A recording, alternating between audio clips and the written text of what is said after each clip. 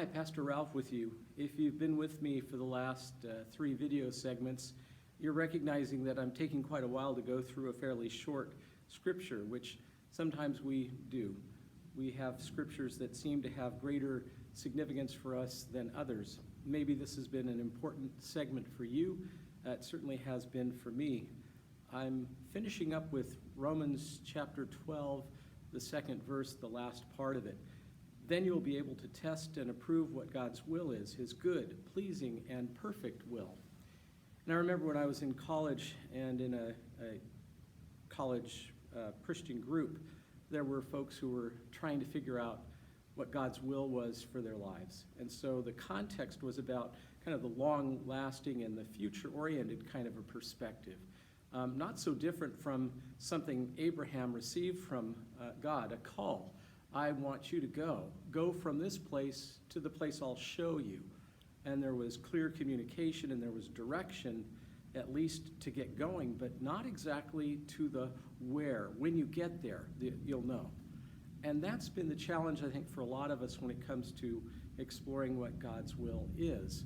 What is God's will for my life? What is God's will for my children? What is God's will for,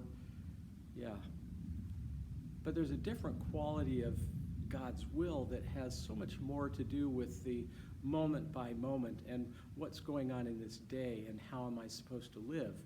For the person who has presented their life a living sacrifice and who is in this process of having a renewed mind, there is something that happens that's pretty significant, a closer connection with God, which for those who want to be Christ-like is an incredibly significant piece of God investing himself in us.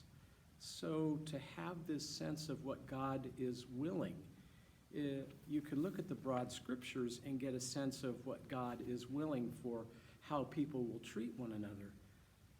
I like to think about the knowing God's will in the moment-to-moment kind of perspective.